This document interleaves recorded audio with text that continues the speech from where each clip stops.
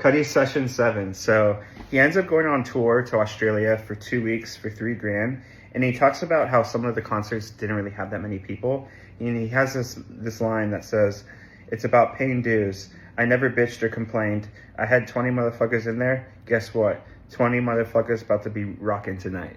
And so he honestly just looked at it like, I obviously am an upcoming artist. I'm not going to have thousands of people waiting for me. I have to start somewhere, and I'm going to pay my dues. But I'm going to treat each concert as if it's like a million people. Like, it's not so much about the numbers. It's about getting yourself out there, getting comfortable, paying your dues. And I feel like everyone needs to treat that. It's like with anything you want to do in life, you're not going to be great or phenomenal day one. Like if you want to be a basketball player, your first shot's going to be ugly, and it might get a little better and a little better and a little better. You pay your dues, you get better. So as an artist, he realized, like, I need to pay my dues, get my name out there, show people my music, show how I am on stage, and eventually more and more will come. And that's just great energy and like a great approach to have. And down the road, he ends up going to Hawaii to link up with Kanye, and they're working on Jay-Z's album.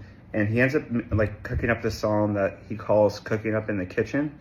But Jay-Z didn't like it, so they end up tweaking the lyrics and turn it into "Welcome to Heartbreak," which is my personal favorite song on 808s and Heartbreak. It's a great album altogether, but that's like my favorite.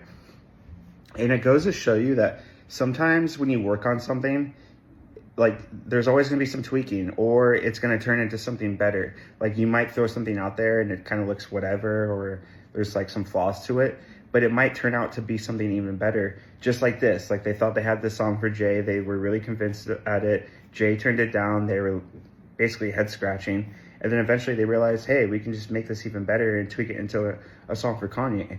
So like one thing can always lead to another.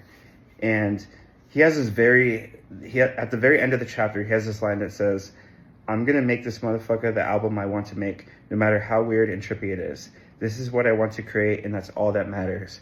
So he was mentioning that Man on the Moon was basically going to be a sound that no one's ever tried to make, has made, or wasn't basically anything like that's ever been made before. And so I just really think it's cool how when someone just wants to be themselves and embrace who they are and basically bring something different to the table, not knowing if people are going to like it, it takes a lot of courage, and just embracing yourself like that, it's just really raw and authentic, and I freaking love that.